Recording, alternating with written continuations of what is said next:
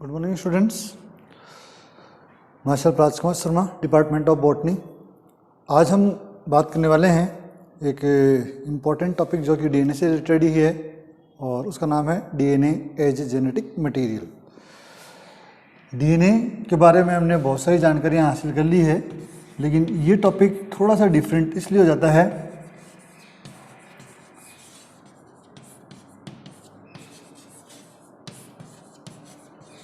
क्योंकि इसके अंदर ये प्रूव करने का प्रयास किया गया कि जो जेनेटिक मटेरियल है वो बेसिकली डीएनए है। 1928 से पहले की जो स्टडीज है वो ये कहती है कि किसी भी जीव का जो कंपोजिशन है साइंटिस्टों के अनुसार वो 3 मेन कंपोनेंट से बना है, आरएनए, डीएनए और प्रोटीन। और अधिकांश का ये मत था कि प्रोटीन की अधिकता होती है, इसलिए जेनेटिक मटेरियल जो है वो प्रोटीन होना चाहिए। मेंडल ने अपने आनुवांशिकी के जो प्रयोग हैं, जेनेटिक्स के जो एक्सपेरिमेंट है जो कि उन्होंने 1965 में फिनिश किए और 66 में पब्लिश किए, उन्होंने बताया कि जेनेटिक कैरेक्टर जो है वो कुछ फैक्टर्स द्वारा कंट्रोल होते हैं। इन फैक्टर्स को बाद में जीन कहा गया। ये जीन ही एक्चुअल में डीएनए से बनी हुई संरचनाएं हैं। बाद में सटन एंड बावेरी ने 1903 में गुणसूत्रों के बारे में एक सिद्धांत दिया जिसको हम गुणसूत्र सिद्धांत कहते हैं। इसके आधार पर यह बताया गया कि आनुवांशिकी में लक्षणों का वाहन या लक्षणों का संचालन गुणसूत्र कहते हैं। ये एक अलग बड़ा टॉपिक है, एग्जाम में क्वेश्चन बहुत आते हैं। फिलहाल हम इसको सिर्फ एक टाइटल के रूप में छोड़ रहे हैं। आनुवांशिक पदार्थ के लक्षण क्या होने चाहिए, इसके विषय में जेनेटिक्स में अनेक चर्चाएं हुई, अनेक साइंटिस्टों ने अपने अपने मत दिए और इसी बिहाफ में ये कहा गया कि सबसे पहले आनुवांशिक पदार्थ जेनेटिक मटेरियल रूपांतरित होना चाहिए, मतलब उसके अंदर ऐसी कैपेसिटी होनी चाहिए कि उसका चेंज हो सके या उसका रेप्लिकेशन हो सके, निर्माण हो सके। तो genetic material must be have capacity of DNA replication, और किसी प्रकार की त्रुटि नहीं हो, मतलब इस प्रकार से बने कि जब बने तो कोई एरर ना रहे, क्योंकि ये एरर आगे चलकर कई विकृतियां उत्पन्न कर सकते हैं जिससे नए जीव के संगठन में काफ़ी समस्याएं आ सकती हैं। अगला पॉइंट उन्होंने बताया कि जो जेनेटिक कैरेक्टर है उनमें स्वयं को अभिव्यक्त करने की कैपेसिटी होनी चाहिए। इट एक्सप्रेस इटसेल्फ, अपने आप को ये अभिव्यक्त कर सके। जो अपने आप को अभिव्यक्त नहीं कर सके उसे हम जेनेटिक मटेरियल की कैटेगरी में नहीं डालेंगे। तीसरी कैटेगरी में कहा गया कि इनके अंदर विशेष प्रकार की महत्वपूर्ण संरचनाओं के निर्माण की कैपेसिटी होनी चाहिए। फॉर्मेशन करे उसके लिए इनके अंदर कोड होने चाहिए, सूचनाएं होनी चाहिए, तब वो जेनेटिक मटेरियल हो सकता है। और साथ ही अंतिम जो कैटेगरी की कि इनमें म्यूटेशन की कैपेसिटी भी होनी चाहिए, जिससे ये अचानक कई बार नए कैरेक्टर उत्पन्न करने के अपने आप को सक्षम माने। ये बहुत सारे ऐसे पॉइंट थे जिनके आधार पर अलग अलग साइंटिस्ट अलग अलग निष्कर्ष पर पहुँचे, लेकिन पहला ऑथेंटिक ऑथराइज्ड अगर एक्सपेरिमेंट बात करें तो वो 1928 में हुआ। 1928 में ग्रिफिथ नामक एक साइंटिस्ट ने ये एक्सपेरिमेंट शुरू किया। हालांकि उन्होंने स्पष्ट करने का प्रयास किया कि प्रोटीन आनुवांशिक पदार्थ नहीं है, आनुवांशिक पदार्थ डीएनए है, लेकिन एग्जैक्टली वो 100% इस निष्कर्ष पर नहीं पहुंच पाए। प्रयास इनका वास्तव में अच्छा था, लेकिन इसको पूर्ण करने का जो श्रेय हुआ वो हुआ हर्शे और चेज को प्राप्त। हर्शे और चेज ने 1952 में इसी पर बेस्ड एक एक्सपेरिमेंट किया, जिसके बाद में इन्होंने प्रूव कर दिया कि DNA is a genetic material. उसके बाद में कार्नेट और सेंगर ने भी डीएनए को कुछ वायरस में जहाँ पर डीएनए नहीं होता वहाँ आरएनए को जेनेटिक मटेरियल के रूप में स्थापित किया। तो ऐसे जीव जिनके अंदर डीएनए, आरएनए और प्रोटीन होते हैं वहाँ पर जेनेटिक मटेरियल हमेशा डीएनए होता है, और ऐसे जीव जिनके अंदर आरएनए या डीएनए में से कोई एक होता है वहाँ पर जो होता है वही जेनेटिक मटेरियल होता है। तो ये थोड़ा सा थ्योरेटिकल है, इसको आप अच्छे से बार अपने दिमाग में बिठा लीजिए। और अब हम चलते हैं अपने एक्सपेरिमेंट की ओर, जिसका नाम है ग्रिफिथ एक्सपेरिमेंट। नंबर 1 एक्सपेरिमेंट हम कर रहे हैं, ग्रिफिथ का experiment. Griffith experiment.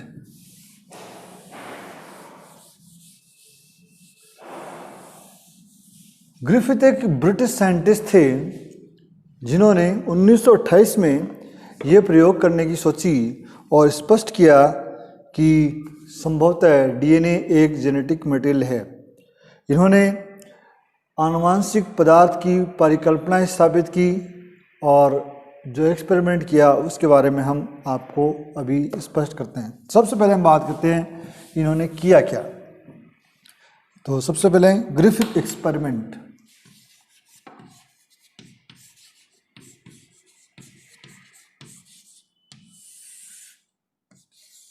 Griffith experiment performed in 1928। 1928 में इसको परफॉर्म किया गया, देखा गया। इसके अंदर एक बैक्टीरिया की सहायता ली गई जिसका नाम है डिप्लोकोकस न्यूमोनी।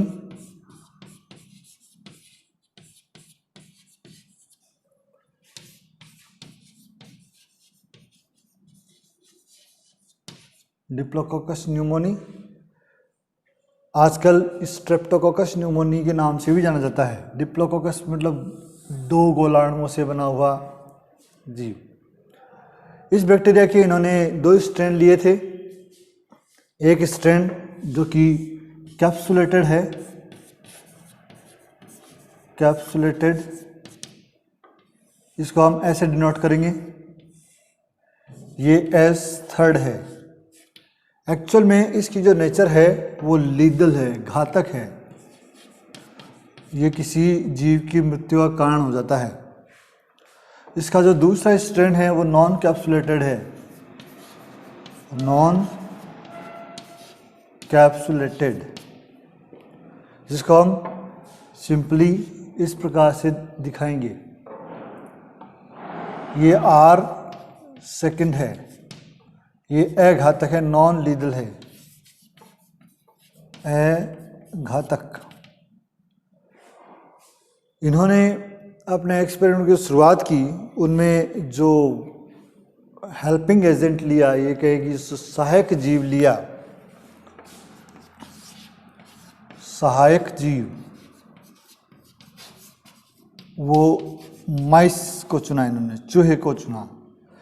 चूहा इन्होंने अपने एक्सपेरिमेंट में as a helping agent start किया था। बेसिकली अगर हम देखें तो जो कैप्सूल होता है, मतलब बीएससी पार्ट फर्स्ट का ये टॉपिक है ट्रांसफॉर्मेशन, तो वहाँ पर आएगा। कैप्सूल जो है वो बैक्टीरियल सेल के ऊपर एक विशेष प्रकार का आवरण है जो पॉलीसेकेराइड से बना होता है। जब ये आवरण बन जाता है तो इसके कारण किसी भी बैक्टीरिया पर एंटीबायोटिक का असर नहीं होता है, एंटीबॉडीज़ जो है उसके ऊपर असर नहीं डालती है।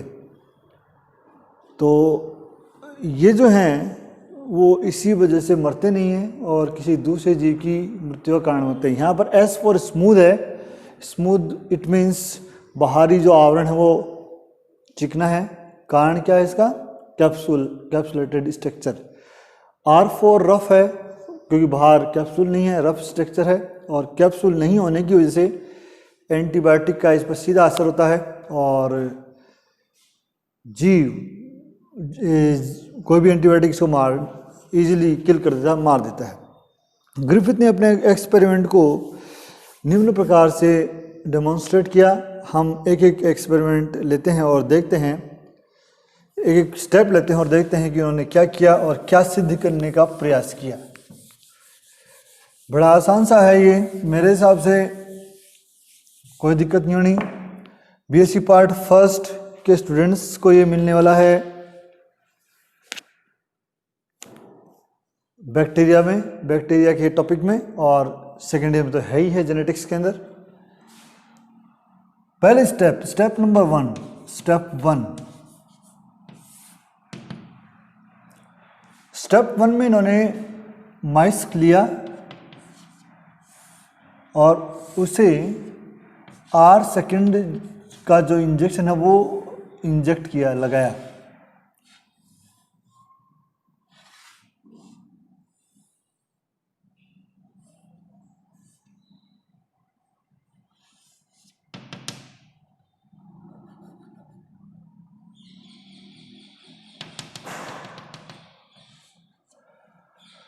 ऐसा करने पर इन्होंने देखा कि जो माइस है वो जीवित रहा, उस पर कोई प्रभाव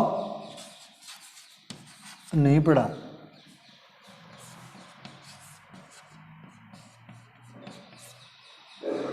सेकंड स्टेप जो है उसमें इन्होंने माइस के अंदर अब जो इंजेक्शन इंजेक्ट किया वो S3 वाला था, इंजेक्ट S3 स्ट्रेन। और इन्होंने देखा कि जो माइस है, चूहा है, वो मर गया, मृत। इन दोनों एक्सपेरिमेंट से इसने ये सिद्ध किया कि जो S3 है वो चूहों के लिए घातक नहीं है, जबकि R सेकंड चूहों के लिए घातक नहीं है, जबकि S3 चूहों के लिए घातक है। लेकिन यहाँ से कोई खास निष्कर्ष नहीं निकला। इन्होंने तीसरी स्टेप चुनी। तीसरी स्टेप में इन्होंने क्या किया, अगेन माइस लिया और इस बार इन्होंने S3 को बॉयल कर दिया, उबाल लिया। और उबाल आफ्टर बॉइलिंग इंजेक्टेड इन माइस, उबालने के बाद चूहे में प्रवेश किया। तो देखो यहाँ पर S3 को नॉर्मली जब इंजेक्ट करते हैं तो चूहे की मृत्यु हो जाती है।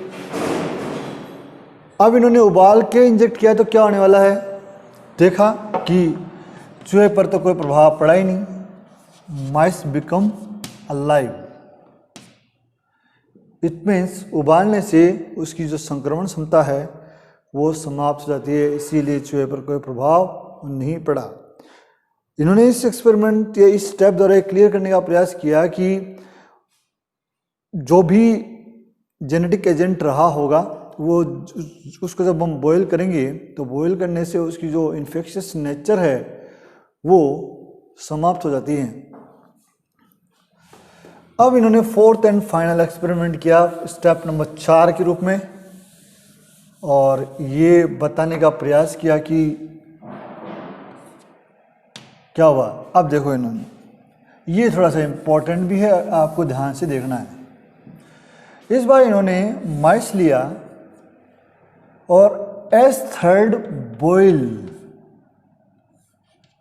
जो कि उबाला हुआ है उसको ले लिया गरम, और बॉयल करने से क्या होता है, कंपोनेंट बन जाते हैं। कोई भी अवयव जो है वो अपने छोटे छोटे पार्ट्स में बढ़ जाता है, कंपोनेंट बन गए। और इन कंपोनेंट्स को यानी बॉइल्ड S3 को इन्होंने नॉर्मल R सेकंड में डाल दिया और फिर इसको इंजेक्ट किया। तो इन्होंने देखा कि चूहा मर गया।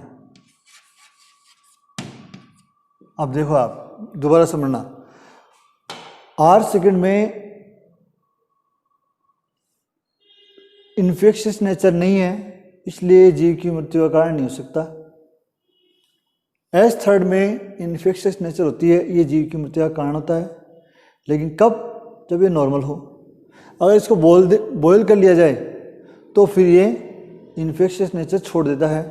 तो यहाँ दोनों ही कंडीशन ऐसी है जिसमें अलग अलग देखें, अलग अलग प्लेटफॉर्म पे देखें तो हम पाएंगे कि इस केस में तो चूहे को जीवित रहना चाहिए था, लेकिन चूहा तो मर गया। तो देखो ग्रिफिथ ने क्या निष्कर्ष निकाला कि जब S3 को उबालते हैं तो वो अपने कंपोनेंट में बढ़ जाता है। जब उसे R सेकंड के साथ मिक्स करते हैं तो एनी वन, कोई भी एक हो सकता है, कोई एक R सेकेंड के अंदर मिला और उस कंपोनेंट ने जो S थर्ड से आया उसने R सेकेंड के अंदर क्या किया, ट्रांसफॉर्मेशन किया, रूपांतरण किया तो ये S थर्ड में बदल गया और कौन सी फॉर्म में, एक्टिव फॉर्म में, एक्टिव S थर्ड में बदल गया। अब S थर्ड तो चूहे की मृत्यु का कारण है ही। अब समस्या इतनी हो गई कि ये मटेरियल कौन सा गया, ग्रिफिथ्स इस निष्कर्ष पर प्रॉपरली नहीं पहुंच पाया। हालांकि उन्होंने अनुमान लगाने का जरूर प्रयास किया कि संभवतः ये DNA हो सकता है, संभवतः RNA हो सकता है, लेकिन फाइनली ये उस निष्कर्ष पर नहीं पहुंच पाए जो कि ये क्लियर इंडिकेशन दे जो जीव की मृत्यु का कारण हो। ये ग्रिफिथ द्वारा किया गया ट्रांसफॉर्मेशन, रूपांतरण का एक्सपेरिमेंट है और ये मैं आपको बता दूं BSc पार्ट सेकंड के अंदर तो जेनेटिक्स में है, लगता ही है, और साथ ही ये आपको BSc पार्ट फर्स्ट की बुक नंबर 2 की बैक्टीरियोलॉजी में मिलेगा। बैक्टीरिया का चैप्टर है रिप्रोडक्शन में पहला टॉपिक है ट्रांसफॉर्मेशन। नोट करा देता हूं दिस टॉपिक found in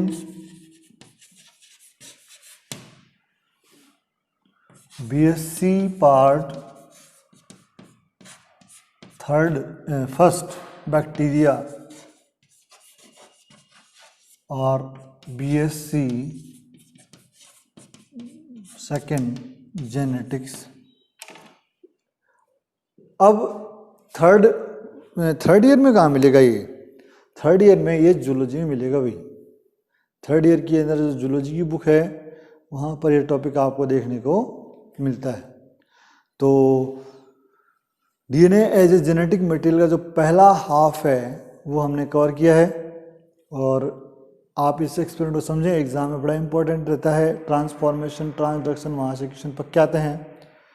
देखिए नेक्स्ट में इसके जो अगली स्टेप है उसके बारे में बात करेंगे जो कि एवरी, मैक्लियोड और मैकार्थी ने की, और फाइनली हर्शे और चेज का एक्सपेरिमेंट 2। तो आज की वीडियो में इतना ही। धन्यवाद, थैंक यू सो मच।